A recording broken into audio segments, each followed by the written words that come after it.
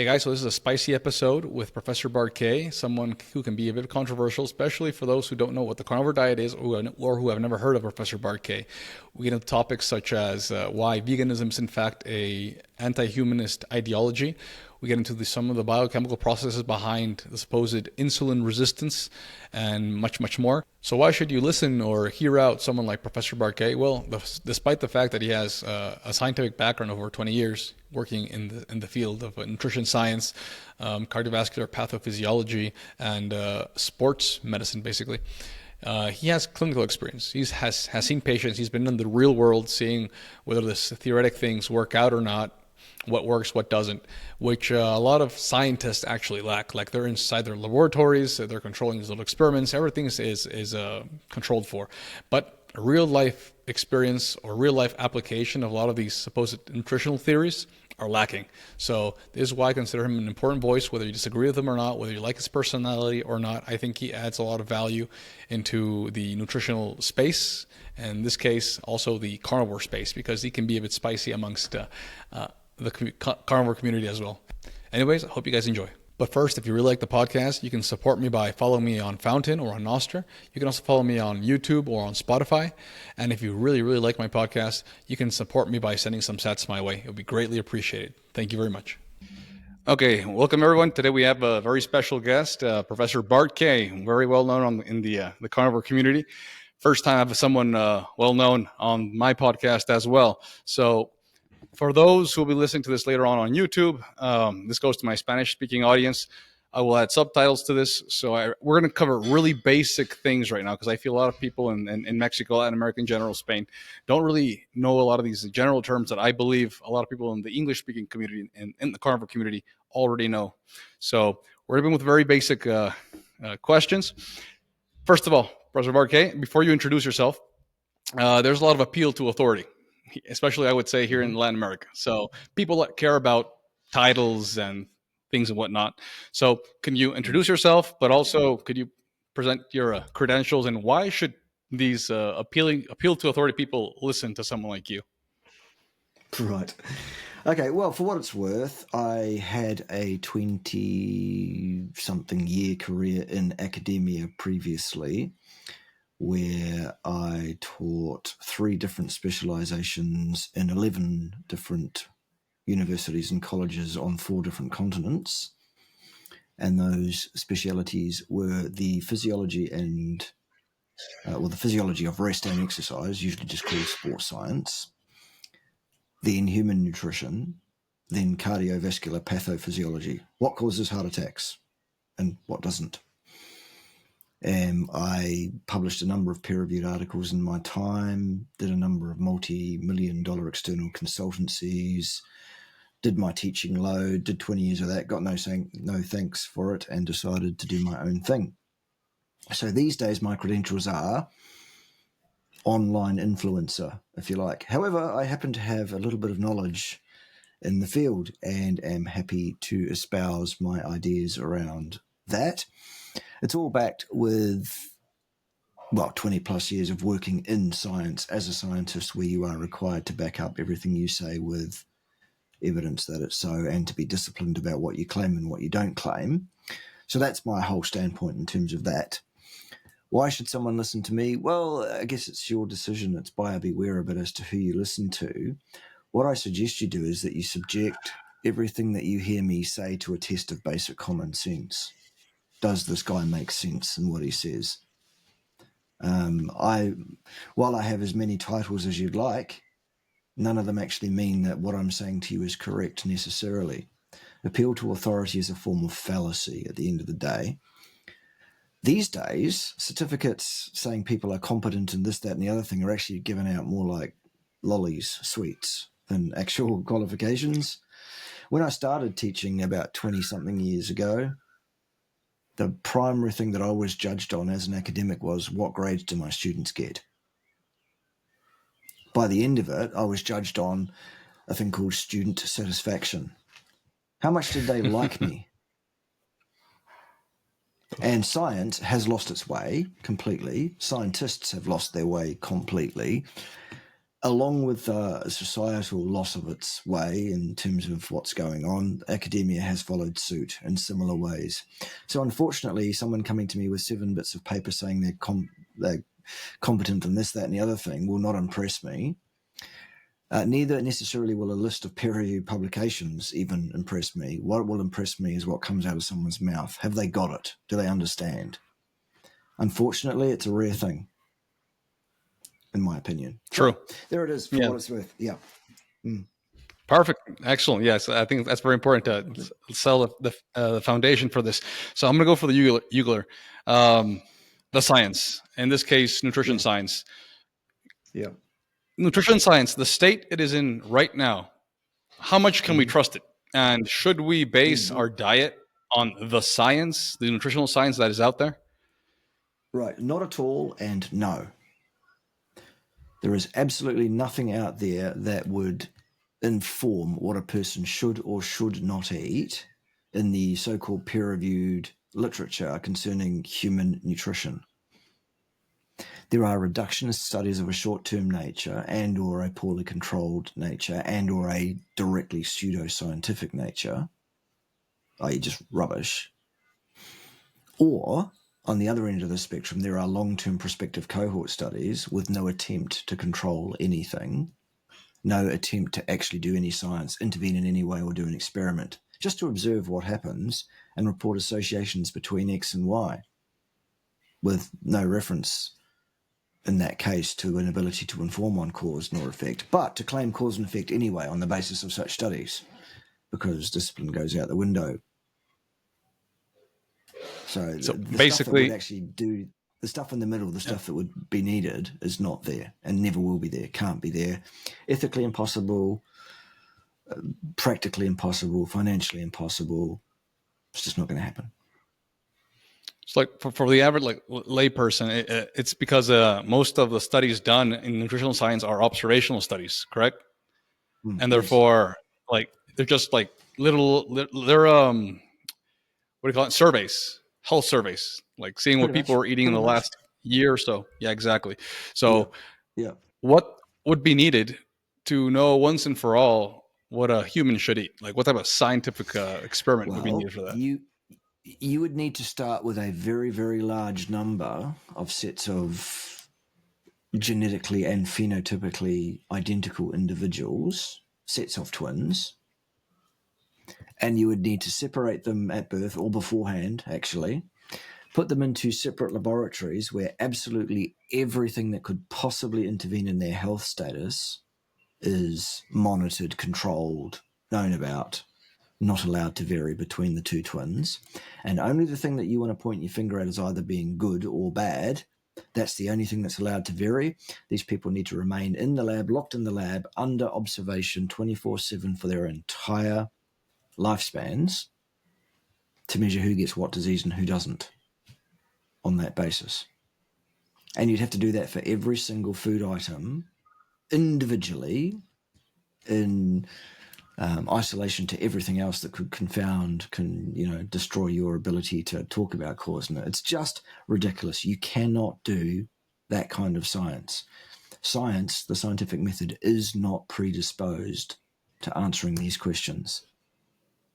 And it never will be. So what we need to do is accept that fact rather than trying to obfuscate that, pull the wool over people's eyes and suggest that we're doing some really great science here in human nutrition studies, because we're not.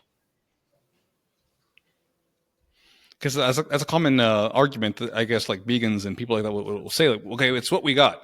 This is the science that we got, so we got to work with it. So basically, it's garbage. We can't really work with that. It's a pile of crap. That's right. So what I'm saying is we don't need to do with the best we've got, with the best science we've got. What we need to do is be disciplined and honest with people about the level of science that we've got, which is none. So what can we do? Like, are there any sciences? Sorry? Well, we need to stop lying to people, for a start, about human nutrition science being science, because it isn't. And we need to look at some hard sciences that might help us inform on what was likely to be a sensible diet for a human being. So we need to use anthropologies, the various forms of anthropology. I would suggest stable isotope testing is a good one. because it informs absolutely unequivocally on what human beings did definitely eat for hundreds of thousands of years, which tells us absolutely what positive and negative selection pressures were at play, ergo how the genome of the human species has evolved over that time to be best conduced to living that lifestyle. Ergo, that's the thing that we should probably keep doing. Would And you include in this? Sorry, I'm sorry. no, you Would go. you include things like quantum biology, for example, and these type of hard sciences, or not really? Well, quantum biology is not a hard science. That's another area of You, ideology that's come up recently that people are talking about as being a hard science, when actually what it is an opportunity for a number of people to yet more muddy the waters, obfuscate, and tell people we can answer your affect, we can predict and explain how you interact with the world and your health status on the basis of quantum tunneling, for example, or some other thing. There are some valid concepts in quantum biology, you bet.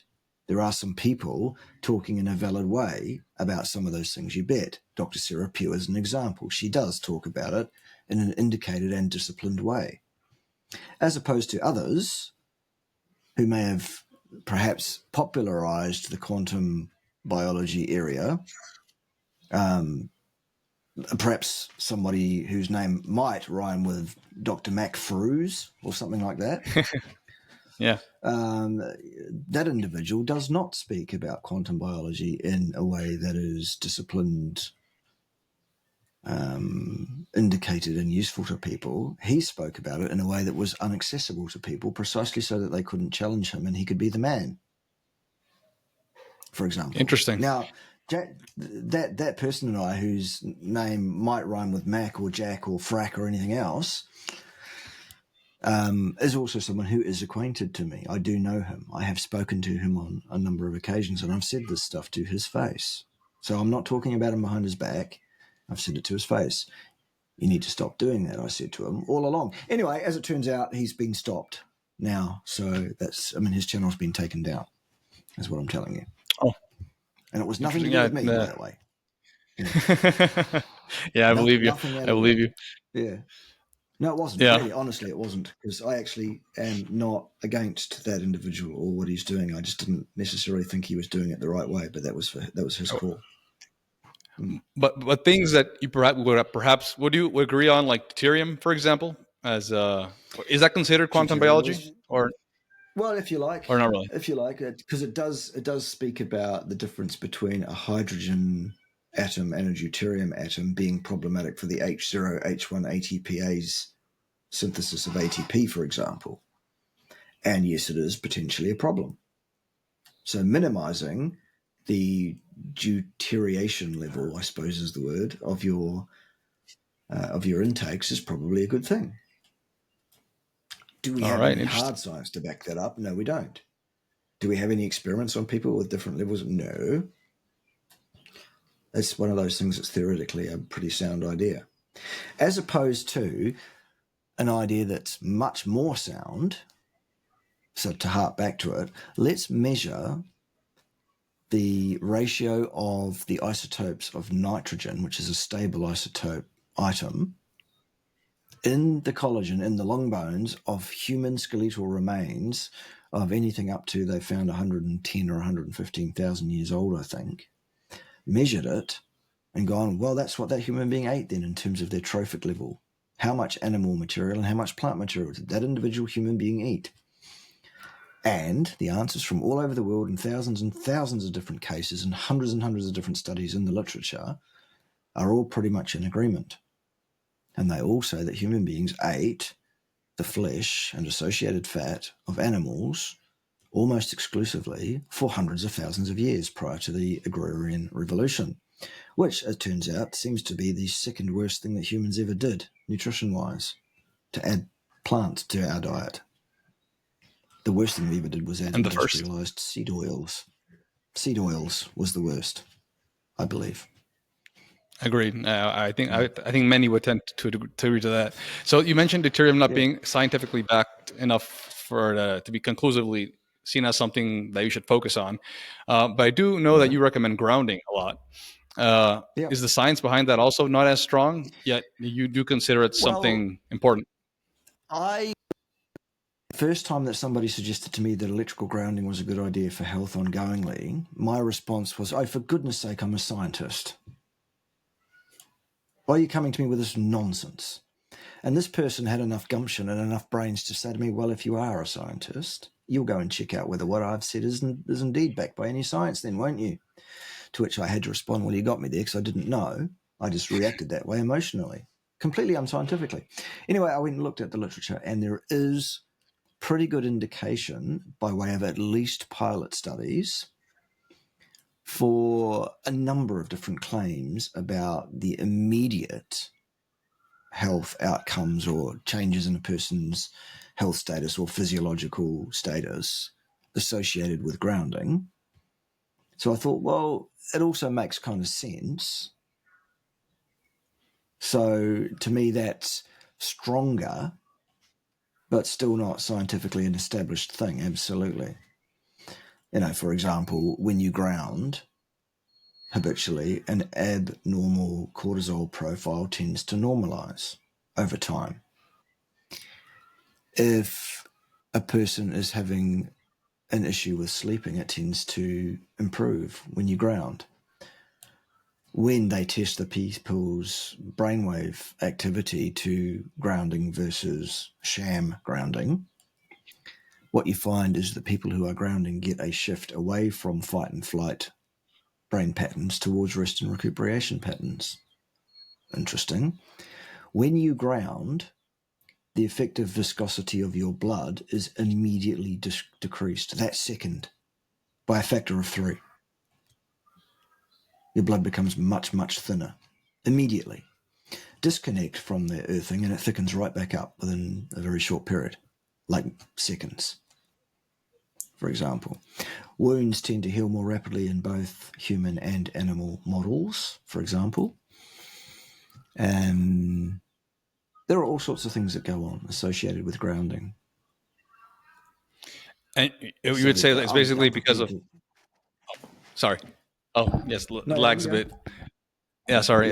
So would you say that is based mainly on around the electrons, right? The electrons that the Earth donates to our body while being grounded on the Earth? Exactly. We evolved grounded to the Earth. We lived on the Earth. We walked around on the Earth. We slept on the Earth. We were supposed to be a part of the Earth's magnetic field. In the last 100 years or so, we've electrically disconnected ourselves from the Earth most of the time. So now we're living in a way that we weren't evolved for.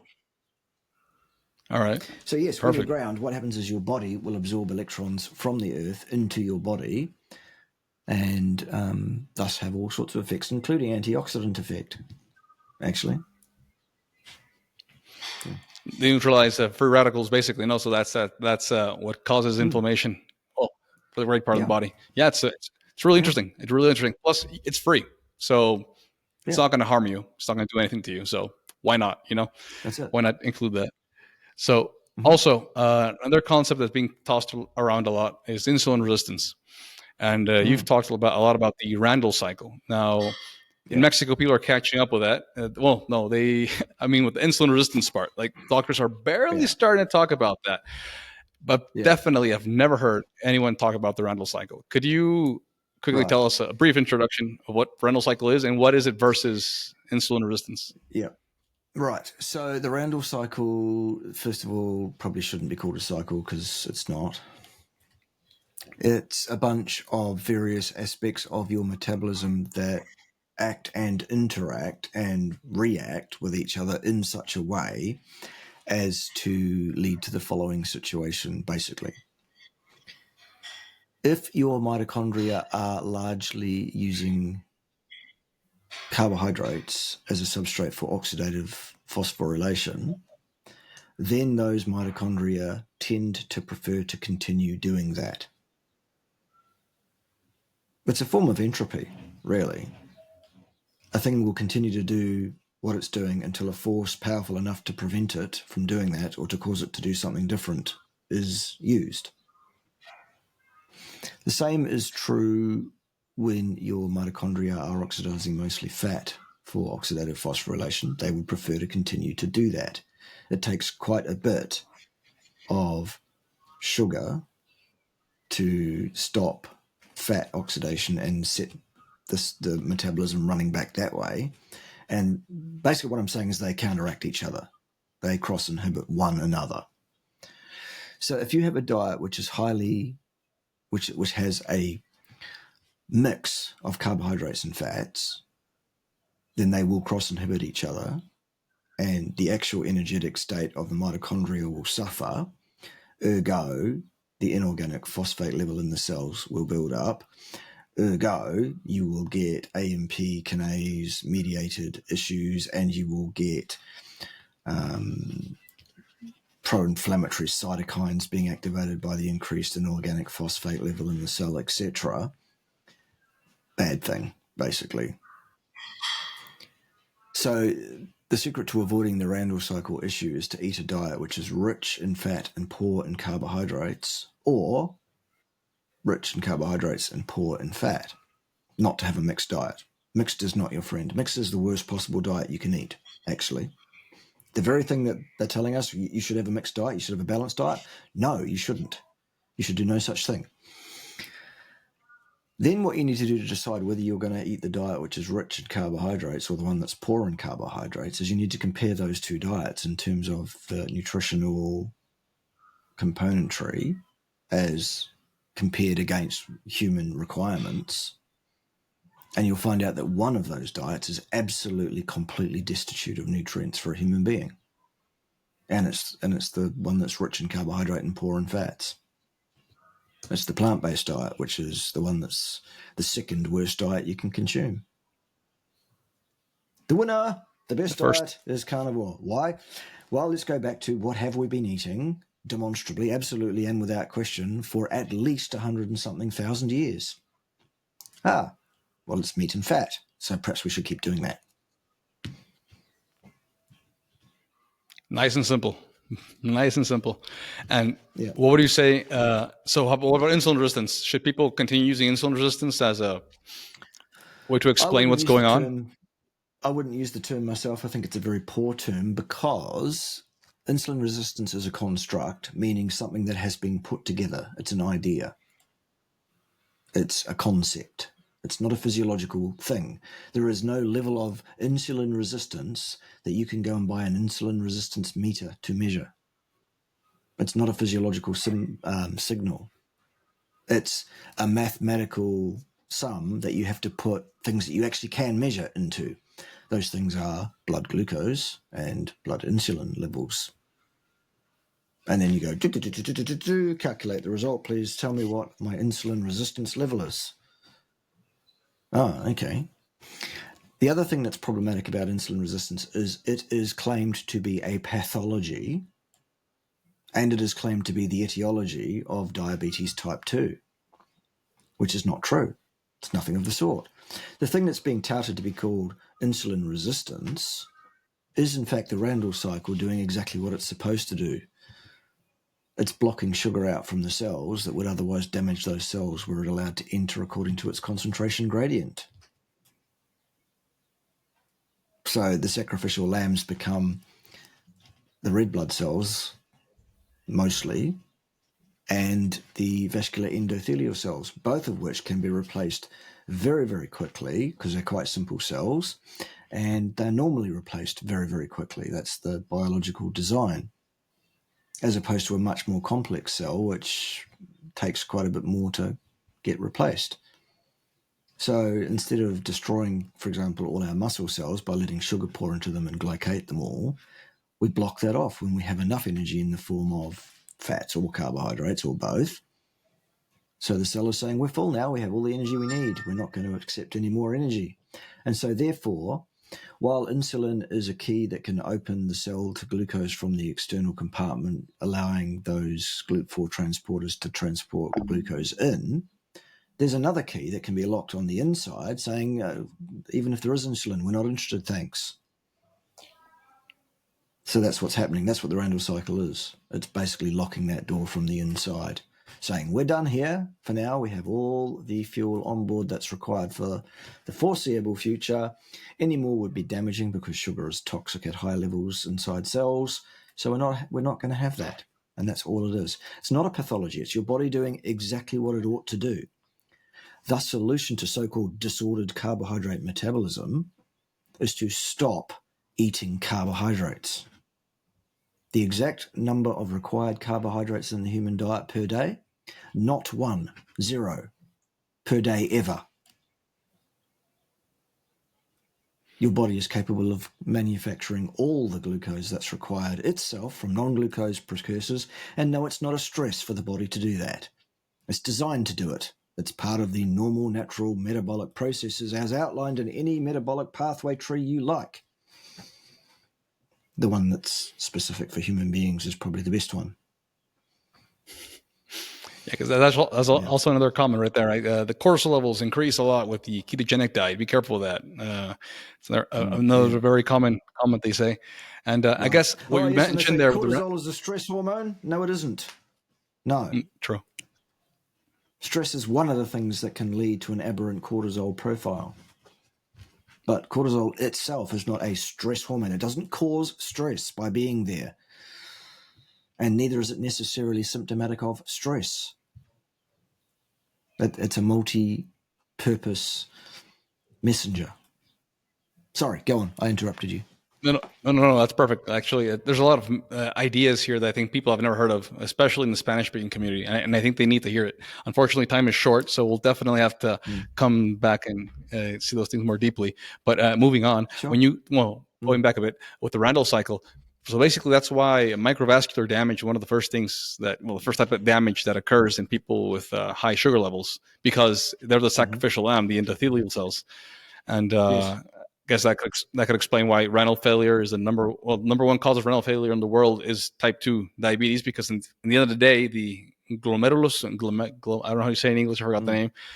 And the end of the day, it's a capillary. It's a capillary. It's a sophisticated capillary.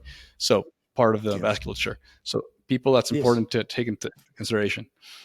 And in the carnivore space has been growing a lot in the United States. And now you have influencers of all types. People who are perhaps not of a medical profession or in the healthcare profession. Not that that's bad. I'm glad there's a lot of people talking about this. I honestly think a lot of medical people do not have any ounce of nutritional education. So I love it that everyone's kind of talking about it and sharing their experience. But I would say carnivore has different flavors now. Like there's a lot of subgroups, I would say, like little tiny tribes.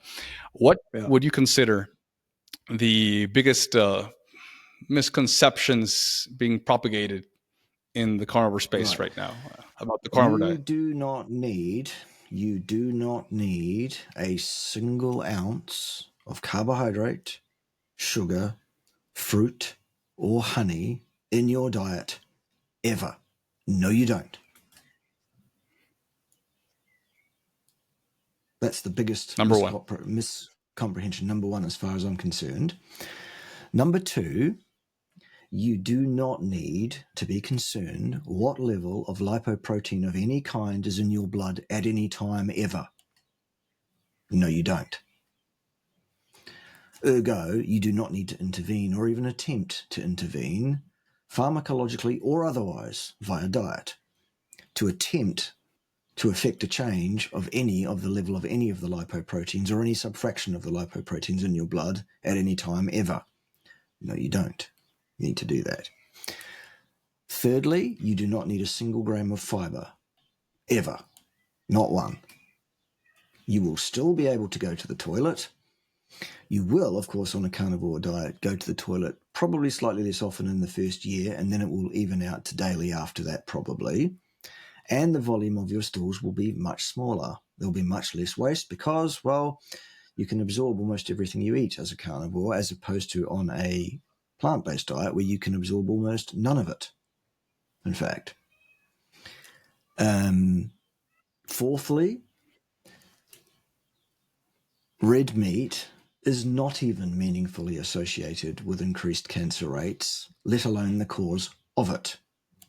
Absolute nonsense. Not true either.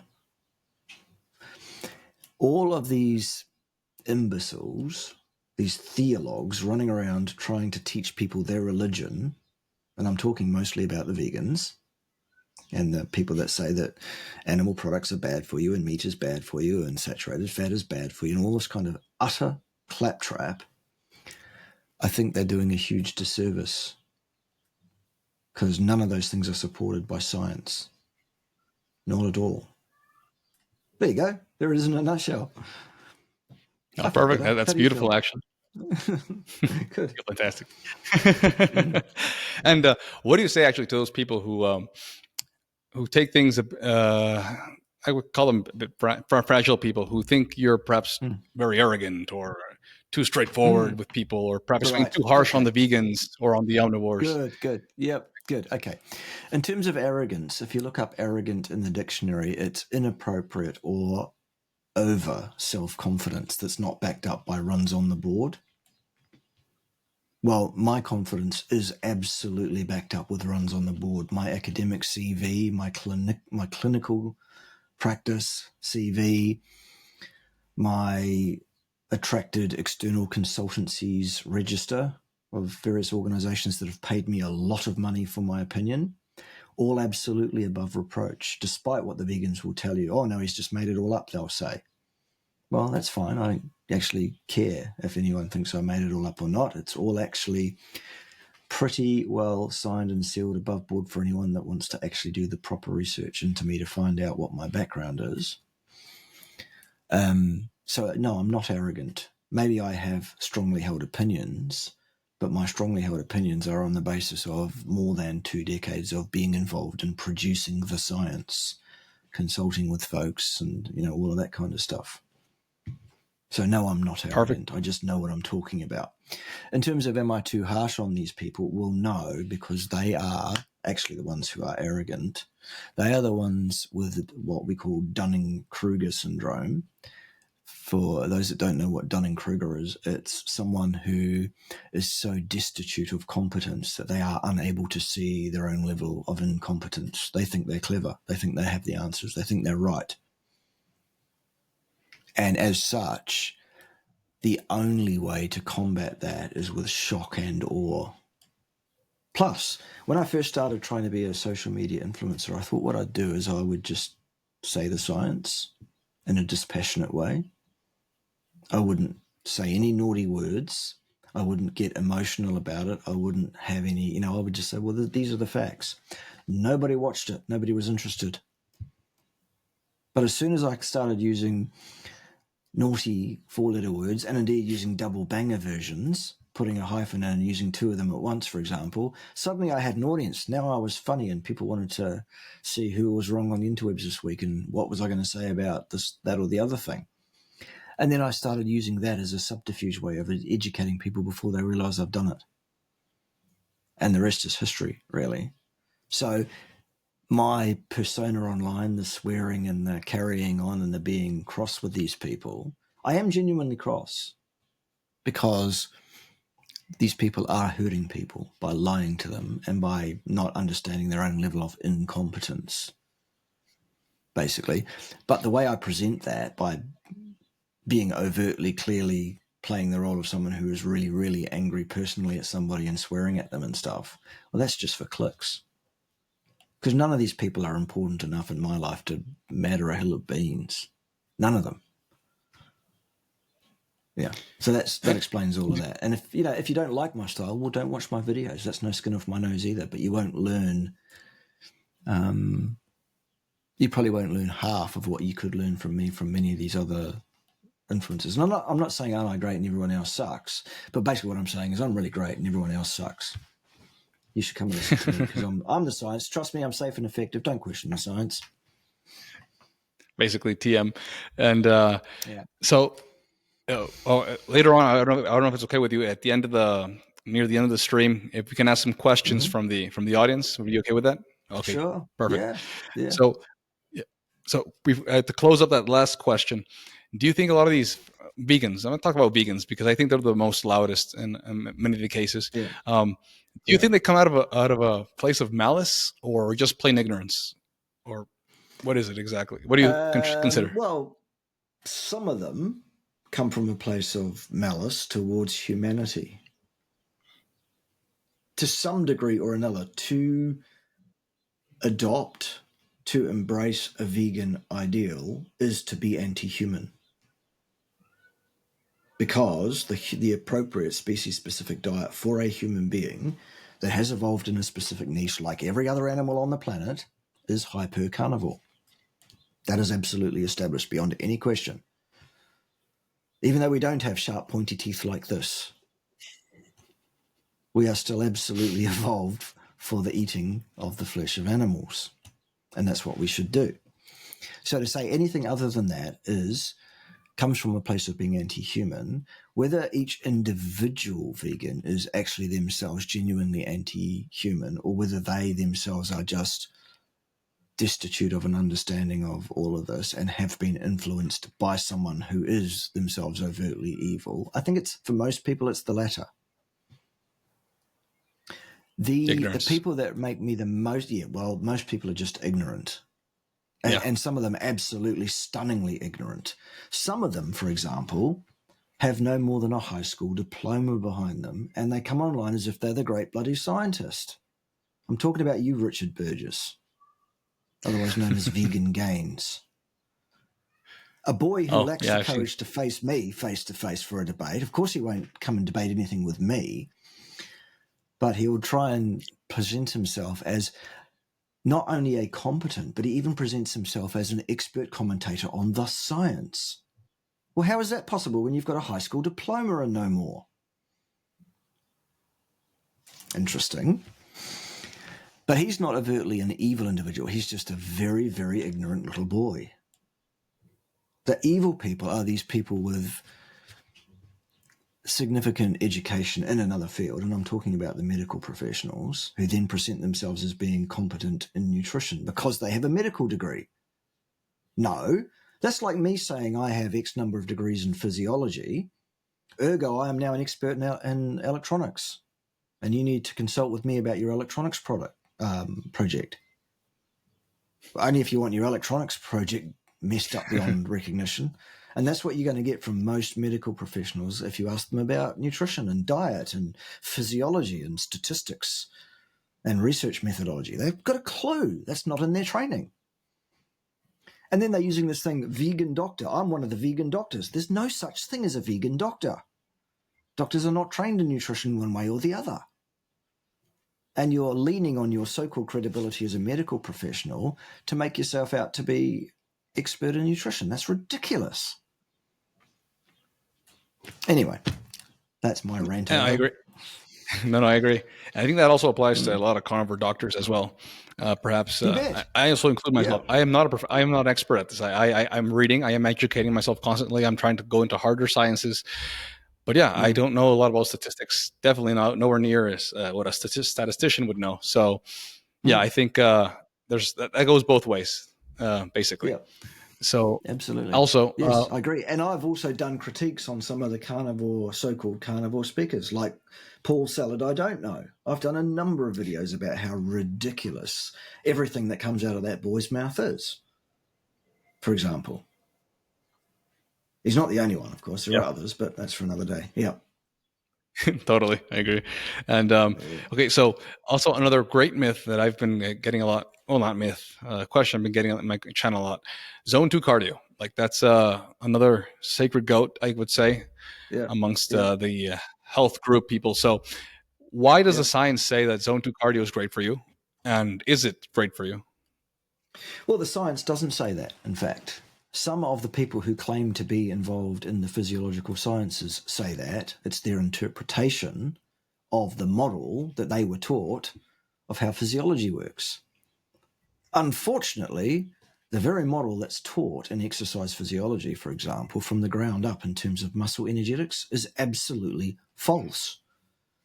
And so there are people up to and including people who hold PhDs in exercise physiology working off a model that is demonstrably false. The one that suggests you have 3 energy systems, an aerobic one and 2 anaerobic ones. No, that's false. So anything that you say based on that, which is why they say zone 2 training is good for you, to cut through and get to the punchline. Well, it's false, isn't it? Because your model's false. And they can't understand why what they're saying is false because they believe the model. And what they're saying is correct according to the model. Unfortunately, the model is false. Yeah. So what would be the best type of exercise for the average person to do? Well, a human being, again, if you look at how we evolved and how we have likely spent most of our time, a human being does very, very low intensity work for a significant period of time, walking, some kind of manual household labor of some kind, or, that kind of thing, i.e. at a level where the heart rate doesn't get much over the resting orthostatic heart rate. It's not hard work. It's not taxing on the oxidative system. You don't get puffed. You don't get whole hot and sweaty unless, of course, you're standing in the sun, sort of thing. It's not really what you would consider to be exercise training. It's just incidental activity. So there's that. Or you go from that to flat stick. All out efforts of defending yourself and your family against invading others or animals or whatever, or hunting, or, those kind of activities where it's all top end power, get something done rapidly. There is nothing in our background that would suggest that we have evolved to be or are indeed any good at endurance activity. The stuff that's the middle of the range of intensity that goes on for a significant amount of time, like hours and hours and hours and hours a week. No, we never did any of that. And the physiological adaptations in a human being to that kind of activity, some of them are deemed to be positive, like mitochondrial proliferation, for example. Although you could question as to whether that's a good thing or not, frankly. If you're actually thinking holistically, if you have joined up thinking. However, what's not talked about are the negative outcomes of doing hours and hours and hours and hours of so-called zone 2 aerobic training every week, every year, whatever. Things like, hypertrophic cardiomyopathy over years, for example. Things like the fact that zone 2 training will strip muscle mass off a person rather than add any on to speak of. Both negative things. The fact that you will find that these kind of endurance athletes at some point in their lives have to stop doing that, and suddenly a large portion of those people gain massive weight and get so-called type 2 diabetes as a result, because they're unable to change their diets, which have been inappropriate all along, by the way, because you do not need to eat a bunch of carbohydrate to perform well in exercise. That is also false, demonstrably false. How do I know? Because I have myself demonstrated it scientifically. Okay, it's in the literature. It's published. If people knew where to go and look and find that, perhaps they would. I think that covers it off, really. It's just not a mode of activity that is appropriate for our species. It's not what we've evolved doing. It's dumb stuff. Yeah, and I think you can also use common sense. You don't have to be a scientist to figure it out. I mean, you can see a person who runs marathons, who dedicates his life to do marathons. Yep. You can compare it to a sprinter whose body looks healthier. I think that's just common sense. Anyone can apply. Right. So that's the beauty of it. Longer? Assuming that neither one takes the gear, because obviously you take the gear, all the bets are off on your lifespan, aren't they? Because, well, yeah. Yeah, exactly. So I think a lot of times common sense can help a lot in these type of situations where the science isn't very clear. And so you also speak a lot about what are the best habits for either reversing certain diseases or controlling them, or simply having a long and healthy life. I believe you mentioned it's 5 things. Could you please go over them? I have a video on my YouTube channel. If you want to find my YouTube channel, go to YouTube and type in @BART-KAY and you'll find me. right? On that channel, on the main channel, there's a video called 5 Health Hacks You Need to Know, where I'm doing that on the thumbnail for 2 reasons. One, so that you can see there are indeed 5, and number 2, so that you can see the palm of my hand, thus making me trustworthy, I'm told. Good. So basically the 5 lifestyle hacks or health hacks I outlined in that video are designed to lead a person to the lowest likelihood that they are going to have a chronic systemic inflammatory overburden, which would predispose them to a likelihood of any of the diseases which actually do have their etiological underpinnings, their cause, in inflammation. And those diseases include heart disease, atherosclerosis. That is an inflammatory condition. It is not a metabolic condition. It is not a lipid dysfunction. It is an inflammatory disease, period. Okay? Type 2 diabetes is an inflammatory condition, right? Not a disordered metabolism. Your metabolism is working perfectly, as we've outlined. The assumption that leads to people thinking that the metabolism is faulty in someone with diabetes type 2 is the assumption that a person should be able to tolerate eating a huge ton of carbohydrates, and not being able to makes that person abnormal now. No, you never needed any carbohydrates in the first place, and the solution to the type 2 diabetes is still the same. Stop eating carbohydrates. What else is on that list? Many forms of cancer are inflammatory disorder. Again, this is not a metabolic disorder. This is an inflammatory disorder. Many forms of dementia. Some of them are even now being labelled as forms of diabetes in and of themselves. They're saying Alzheimer's is type 3 diabetes now. Some of them, they. Basically what I'm telling you is all the big killers in Western society, the stuff that outlines and describes the reason for death for 90-something% of people, all inflammatory disorders. That's why you should learn about my 5 patented anti-inflammatory life hacks by viewing them on my channel in that playlist. In that video that talks about them. I'll add it in the Do you description want me to below. outline them now or not? Playlist. Yeah. Yes, please. Yes. Well, we can Briefly. outline them quickly. They are a 100% quickly. carnivore diet, a 100% carnivore diet, or as close to that as you can possibly maintain in your lifestyle. Don't change your diet from anything to anything else rapidly. Do a slow transition over 6 to 8 weeks. Second thing is the 3 main oral supplemental products from a company called Cerule, with whom I am joint ventured. And yes, I will get a commission if you buy their products, for full disclosure. Why do I support their products? Not because I get paid a commission for doing so, but because they have changed my life and thousands and thousands of other people, many of whom I am personally acquainted with, some of them quite closely. It's a great product. It does exactly what it says it does. It is a adult stem cell release agent called Stem Enhance Ultra. There is an anti-inflammatory called Cyactive and a blood flow optimization agent called Plasma Flow. Those 3 together on a daily basis, fantastic. Step 3 is to ground yourself electrically as much of the time as is possible. We discussed that earlier. Step 4 is to block blue light from your eyes after dark. I presume that's why you've got the orange glasses on right now. Good plan. Yes. It's daytime where I am. By the way, I'm on the other side of the world, so that's why it's daytime here and it's nighttime there. So that's a bit of a shame for most of you flat earthers too, isn't it? Whoopsie. How can it be nighttime where Fernando is and daytime where I am if the earth is flat and the sun is above it? How does that work? Go on, we'll wait. What else?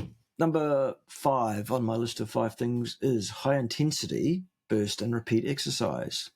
HIIT and or resistance training, the kind of exercise you should do, the stuff that avoids the middle.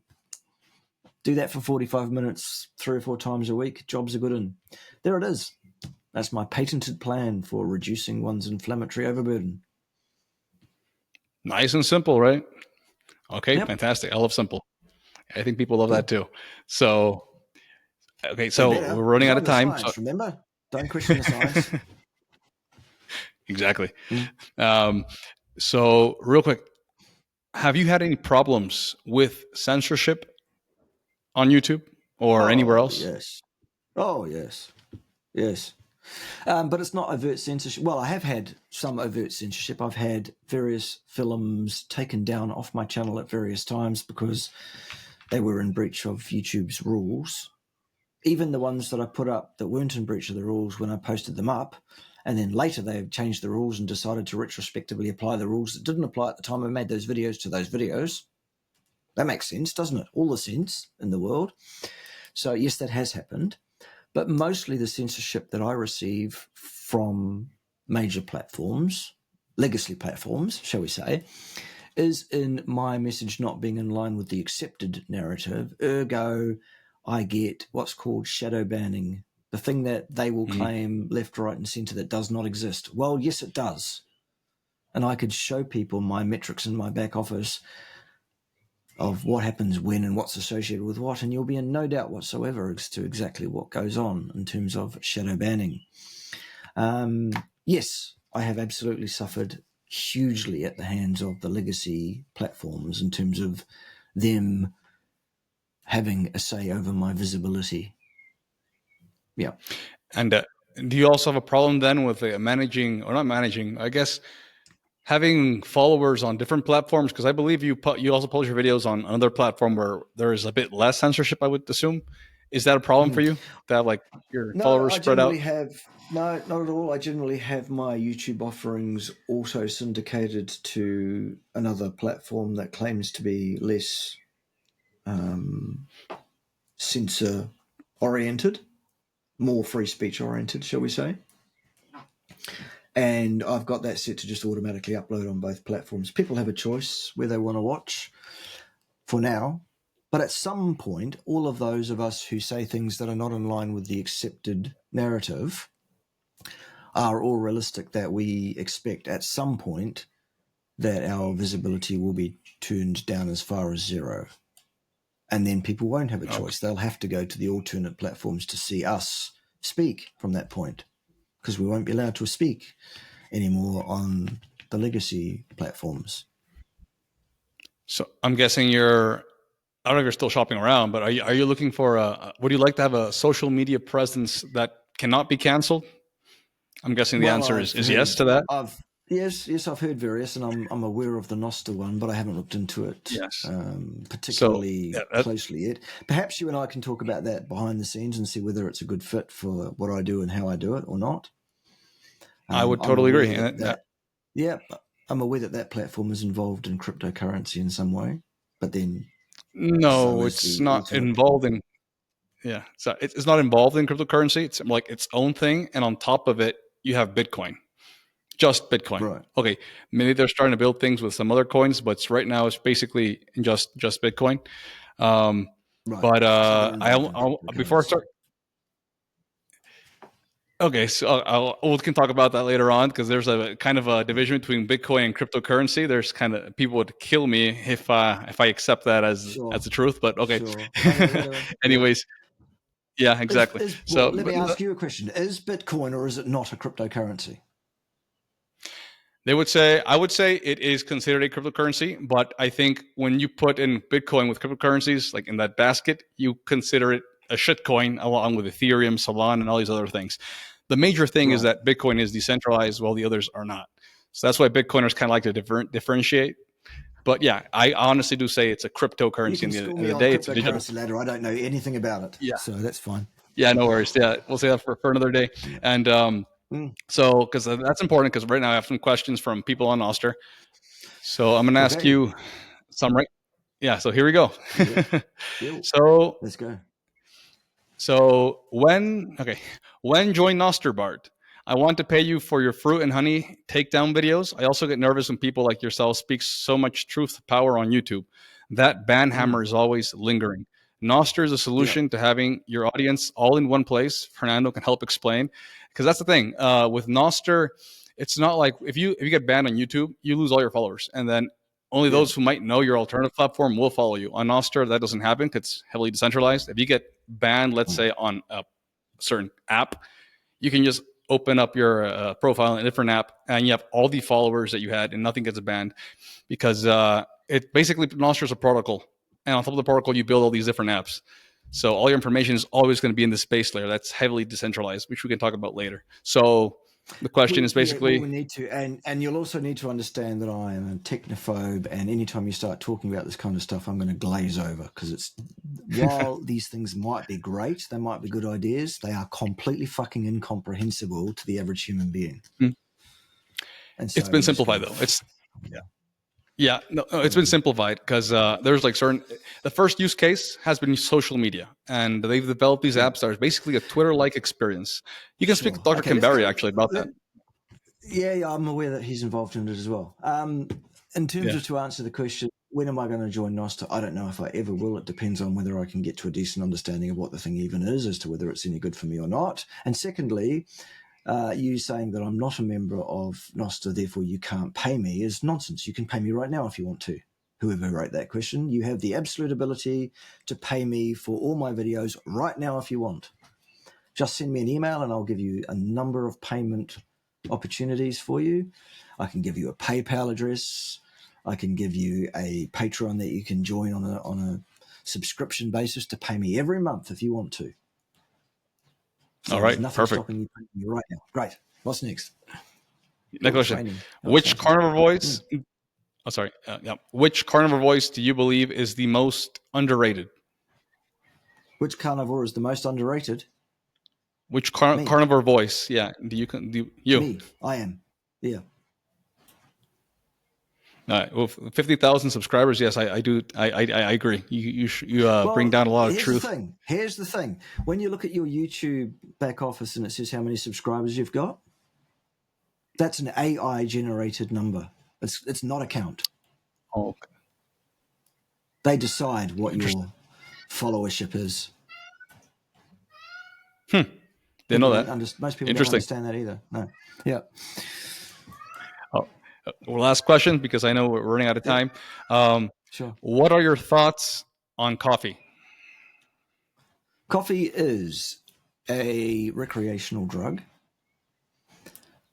Some people claim benefits in their use scenario in their N equals 1, and I would say to any person, if something in your life isn't broken, then perhaps don't fix it. That said, the dietary requirement for coffee is none, ever. And does it have potential downsides? Yes, you bet. I'll give you an example from myself. I was at one point very dependent on coffee and drinking too much coffee. I got up to 12 cups a day at one point. Wow. I had an issue with my blood pressure, shock horror. I cut the coffee back to 3 cups a day and my blood pressure normalized, for example. And we know that one of the absolute causal underpinnings of heart disease is elevated blood pressure chronically. So there you go. Do you continue to drink coffee up to this day? I do, about 3 cups a day now. Yep. And my 3 blood cups pressure still. is completely normal. Yep. Perfect. All right, So, Professor Bart Kay, we run out of time. I don't know if you want to end with a certain comment before, or share other places where people can follow you, not just on YouTube, or you prefer to send everyone to YouTube? Sure. I mean, YouTube is my first and foremost still, because I'm still allowed to be there and it's where the most audience is. Despite my problems with that platform, the way it's run, the ideology behind the people that run it and the company that owns it, it is still the best place for me to send people, because that's where my biggest potential audience is. All these other either obscure or less obscure platforms that do exist are all great in their own way and have their own limitations as well. None of them, even without shadow banning me, can produce anything like the same sort of audience for me. And I've shown that by being a member of, for example, Odyssey platform. I've been on Odyssey for a number of years. Has all the so-called 52,000 subs I have on YouTube gone and joined my Odyssey channel? No, they haven't. Not close. I also have 5 or 6 other YouTube channels, by the way, other than my main channel. Do I have the same 50,000 on all? Have people gone and subbed to all my YouTube channels? No, they haven't. No. But yes, I'm on Odyssey, ODYSEE platform. I'm also on Instagram, Bart _KAY_nutrition. And there's another bloke who hangs out with me sometimes called Ted. He was around before, but I don't know where he is right now. Ted has not been seen at the camouflage training. He was here. Anyway, Ted has his own X account, the platform formerly known as Twitter. He's called HRH_Ted, if you want to follow him and his exploits, where he swears even more than I do. I can't do a thing with him. I keep telling him to tone it down, but he just keeps getting worse, frankly. But he also knows as much as I do about science somehow. Anyway, Perfect. So you can do that. You'll also find me, did I mention Instagram? No, not yet. Yeah, that's Bart _K_nutrition. Yeah, there we go. I'll add all in the show notes. And I do recommend Bart's Patreon. There's a course, the anti-anxiety course, a wealth of knowledge. I think it's undervalued, and I really recommend you guys check it out. You want to learn a bit more about the carnivore diet and all the benefits. He goes deep into from biochemistry, and he also simplifies things from his. Is she your wife? Forgot her name. She's on the video as well, but she talks about psychology. Pim, yes, she is. Pim, yes. Sorry. Yeah, Pim, PIM. She's my partner in crime, and also my partner in a number of peer-reviewed publications as well in another life. Yeah, and she's got some good ideas on. Basically, her specialization is dealing with folks that have addictive eating behaviors, etc. That's her thing. Well, at least that has been her thing. But now that we've bought a farm, she's going to be a farmer. That is awesome. Living the dream in New Zealand. Awesome. All right. Well, Professor Bart Kay, thank you very much. I feel things were kind of rushed here, but I want to squeeze as much information as I could out of you. So thank you for joining and coming on. My pleasure. Pleasure. Take care.